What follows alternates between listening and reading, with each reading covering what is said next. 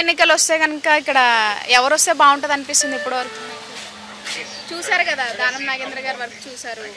work చూసాను కానీ మేము ఎంత చెప్పుకున్నా ఆయన్నే వస్తాడు ఆయన వస్తాడు ఎందుకంటే పుట్టి పెరిగింది ఇదే ఏరియా కాబట్టి దానం నాగేందర్ కంపల్సరీ ఆయన్నే వస్తాడు ఆయన వస్తాడు రూలింగ్ పార్టీ ఏది ఉంటే అందులో వెళ్ళిపోతాడు ఇది అని కాదు